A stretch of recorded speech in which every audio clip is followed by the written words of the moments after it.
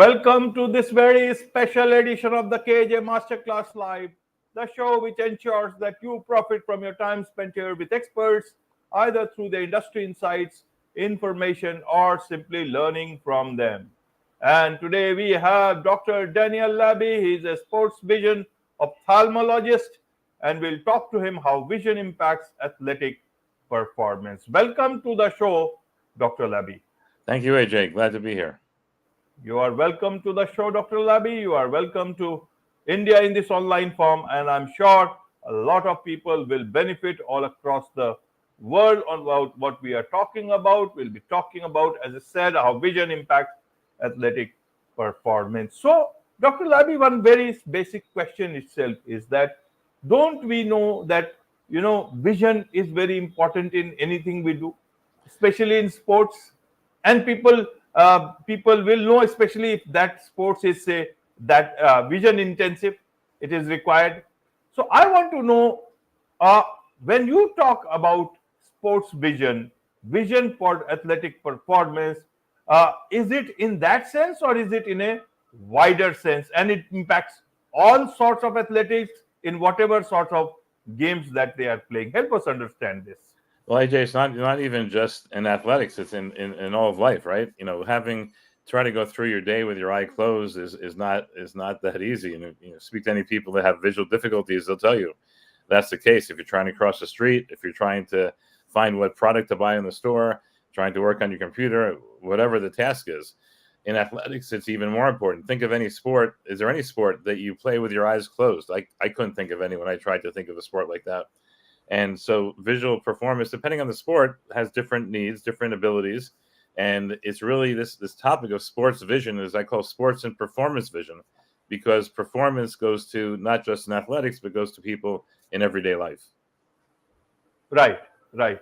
So I want to understand from you, is that how did you get into this particular field? You could have, and as an eye specialist, you could have gone into any, but especially in sports, one may think that you are restricting yourself to one particular field. I want to understand your personal interest regarding this. Well, it was totally by accident, which is the funny part. And I think lots of good things in life happen by accident. And if you think about letting things happen, you might find out that things you benefit quite a bit. It started when I was a fellow learning about the eye care of children at UCLA in Los Angeles. And the director of the program said, you have to do a project. And this is a project that was started by somebody else. And I started, I didn't really want to do it. I want to do my own project. I started the program and I had to do the project, but I didn't want to do this one. And we negotiated a little bit. And we came to the decision that I would be kind of take over the project and be the first author on the paper. And that led us into sports vision, working with the Los Angeles Dodgers in Los Angeles. And that went on for many years, about 18 years. And now we're 31 years on, and I still do sports vision. And to tell you the truth, I really enjoy it. It's a field that's not really known by many people. So there's a lot of exploration, a lot of learning that you can do. You can apply lots of different parts of medicine and of neurology and psychology and eye care all together into one field, which to me is constantly stimulating and hopefully helpful to the athletes I take care of. Right, right, Dr. Laby. So let's understand this now, in the role of vision in sports. Uh, Generally, athletes are generally conscious about all those things, especially there are doctors also. So I want to understand then, how do you bring your expertise into this particular line? What is the way you look at it differently than any other team doctor would? I want to understand this. And are there any myths or are there any challenges regarding this? Are there things that athletes also don't know about it? So help us understand this, so that, and especially from a point of view, or also budding athletes or athletes who may not know so much about, or the doctors who may be looking at them may not be so aware about the way globally you have been looking. You have the experience of looking at medal winning teams in Beijing and Tokyo Olympic Games. So you will have a different take on all these things. Yeah, the doctors in general are looking at treating disease. They're looking at fixing problems.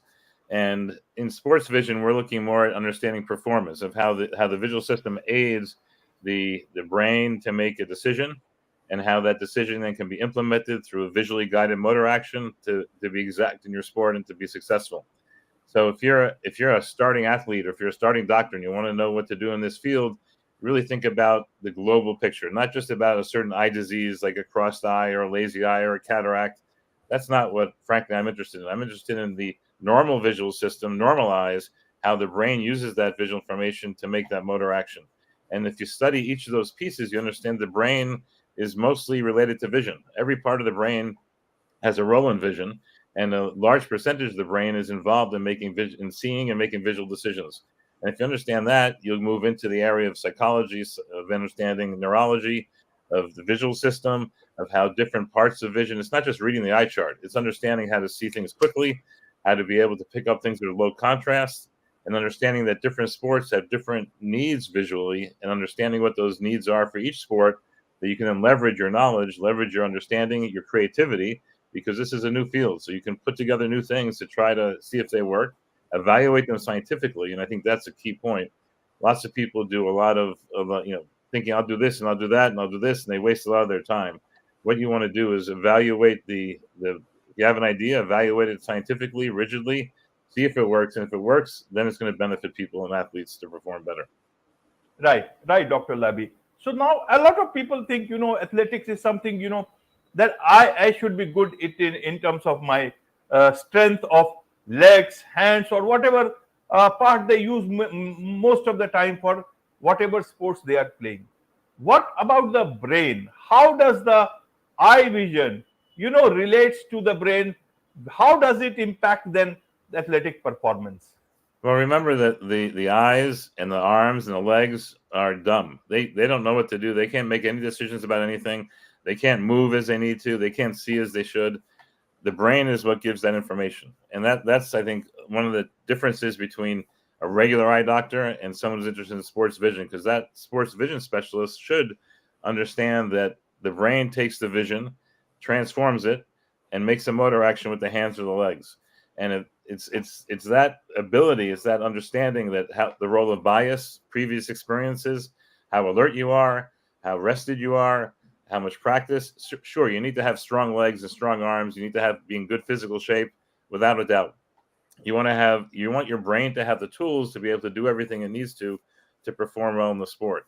And that's really the key, to understand that the vision is what guides it all, and the brain is what decides it all, and the motor action then gives you success. Right, Dr. Laby. So, for an athlete, what is the best sort of a situation to be in terms of sports vision? How should they look at? Tell it so that a person, again, someone in the rural areas also, but being into athletics, they can understand it. Is it different than any other person, like on the street? Is it different for an athlete? It's very different for an athlete, because, again, depending on the sport. But if you think about what the average vision is, we call it 20/20 or 6/6, depending the metric system or English system. That's normal vision, but that's nowhere near the vision you need to perform well at a sport.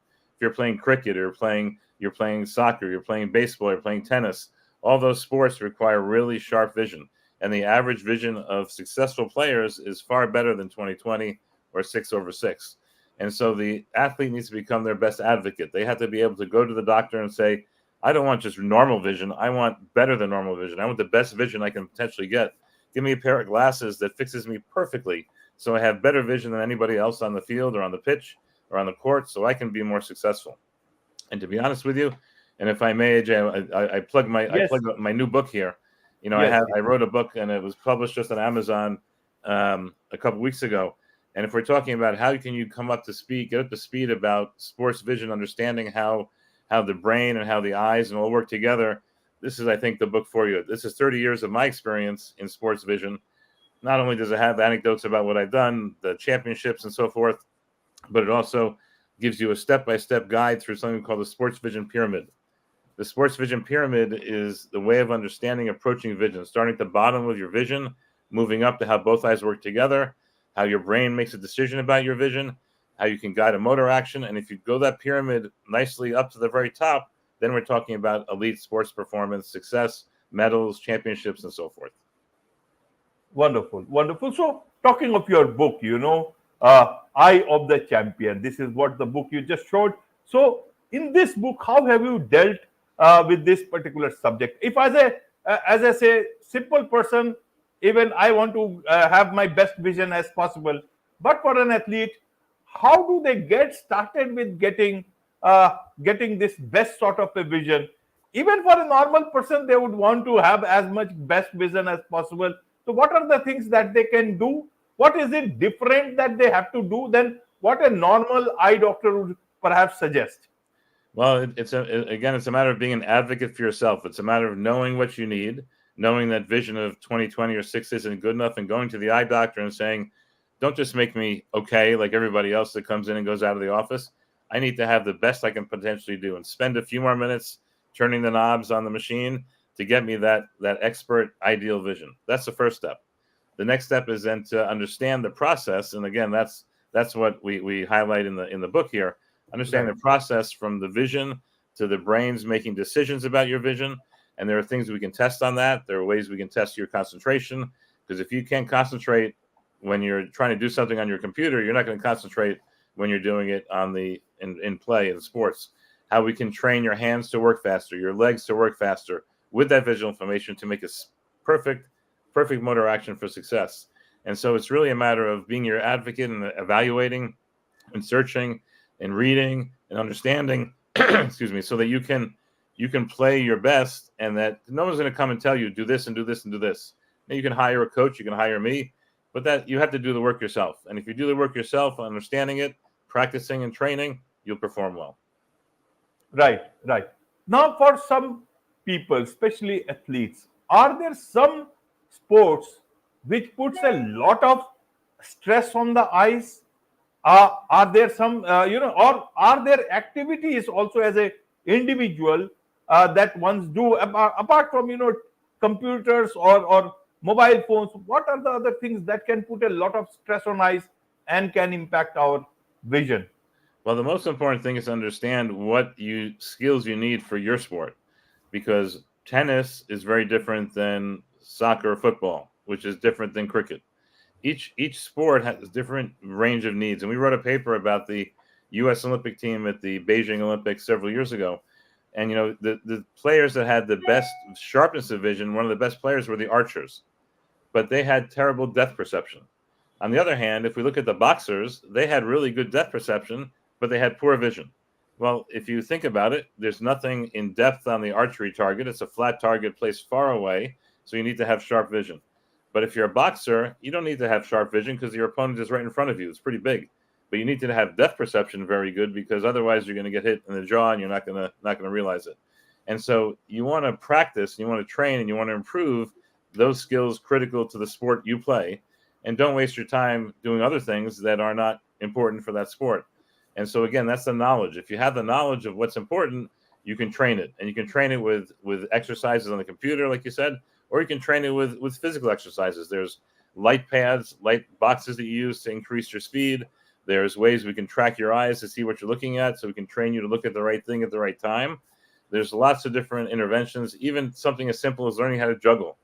If you learn how to juggle, there's been papers that show that increases your concentration, your hand-eye coordination, and all that will be important to help you play better. Right, right, doctor. Now, in terms of, some people who may have eye issues, high vision issues, but they may be very good athletes from, say, early on, and they are still capable of they are very highly skilled. How do you take care of that vision, and how do you bring it to optimal vision? Secondly, what are the technologies that you use in not only these cases, but overall also in a situation where you don't need to. A boxer cannot wear specs, obviously. So how do they, apart from something are there new technologies which coming in which others can also avail of? Individuals, simple people can also avail of. I want to understand through your sports medicine, what is it there for the common man that is coming in the future? Yeah, there's lots of stuff, lots of exciting things. If you think about children, for example, there's lots of new treatments just in the last 10 years or so to help reduce the prescription growth. And so people that are nearsighted typically get more nearsighted as they grow through childhood until the teenage years or 20. There's several different things, from eye drops to contact lenses and other techniques, to reduce that number. So if we're talking about an athlete, the lower your prescription, the less need of glasses you have, the better. So as children, that's an important thing to think about. If you're an adult and you already have the need for glasses, there are different things you can do. For example, laser surgery sometimes works well. Again, it depends on what your sport is. Some sports, laser surgery works very well for. For example, boxers, as you mentioned, would be a great group for that type of procedure.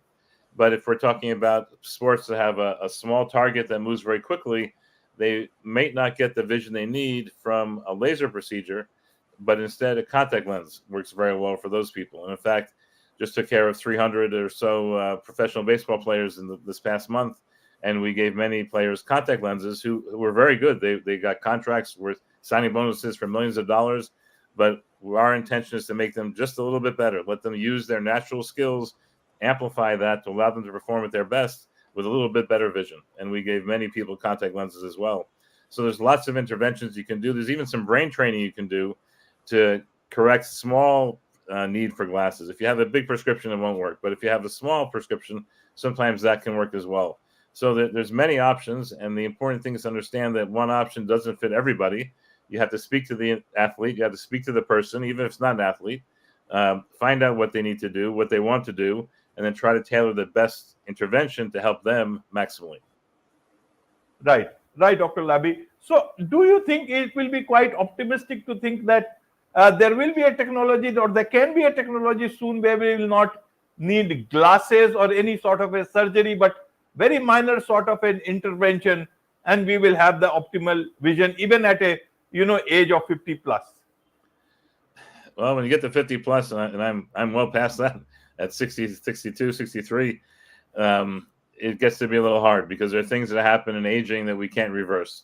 There's no question that diet, exercise, sleep, all those are critical to not aging as quickly, if you will, right? Part of it's genetics, part of it we can't really have any control over, but we can control a lot. And unfortunately, I walk around a lot outside, and I see lots of people that I look at them, and I often think to my head, 10 years, 15 years, give them 7 years, maybe we'll give them 20 years, based on behaviors like smoking, which we know will certainly impact your longevity, your ability to live long, being overweight, having muscular problems, not walking well, all these different things. Falls are a common problem for older people that lead to them passing. That's not unusual. We had a senator from Connecticut that ran for vice president that just passed away last week, that had a fall, and he passed away 80 something. And so I walk around and I see people, and I kind of think in my head, how much longer do they have? And so if we want to intervene, start young, and it's never too late, but try to maximize all these things that will improve your health. And not only improve your health, but improve how you feel, so that those years of your life can be very positive as well. Right, doctor. So what are if you have to tell about just a couple of things that people should remember so that they can, just have a best vision as much as possible in their lives? Well, number one is to get routine checkups. There's lots of preventive work we can do in the eyes to prevent problems down the road. That's really important. When we're young in 20s and 30s, we think, everything's fine. I feel good. We do other things. The health is not the important aspect. But the truth is, it's like compound interest. If you start young, you avoid a big bill at the end of your life that may come sooner than you think. And so having routine care where you check yourself with the eye doctor is really important. Number two, your mindset. If you're thinking negative all the time, if you're not thinking things are positive, you don't have a good outlook, it's not going to bode well for your body, and especially for your eyes. Taking care of your eyes in terms of lubrication, not being in a very dry climate, is important. Making sure you don't have eye infections that get taken care of properly. Don't touch your eyes. Your eyes don't need to be touched. That just brings things from your hands, which are inherently dirty because you touch everything else in the world, into your eyes, which is not very healthy. And then understanding how vision works, I think, is critical as well. If the more empowered you are in knowledge, and we've learned a lot in the last 200, 300, 400 years, the more you're empowered in knowledge, the better you're going to be able to take care of yourself, because there's no one interested in taking care of you more than yourself. And if you take care of yourself, you'll be in good shape to be with others and to enjoy life. Absolutely. There is much to understand about all these things from you, Dr. Laby, and I'm sure a lot of people would want to connect with you, understand more about you, learn more from you, and also engage with you professionally. So, what's the best way for them to do so? Well, the best way is probably to visit my website, which is pretty simple. It's www, like most things on the internet, and the word Sports Vision, and the key is .nyc. NYC for New York City, because that's where I'm at right now in rainy, cold New York City. www.sportsvision, all one word, .nyc. And that will take you to my website. Search me on the internet, you'll find me that way as well. And I'd be happy to interact or connect with anybody who I can try to help. Wonderful. With this, it's a wrap on this very special edition of the KAJ Masterclass Live. Thank you so much indeed for joining us. Thank you, Ajay. Enjoyed it.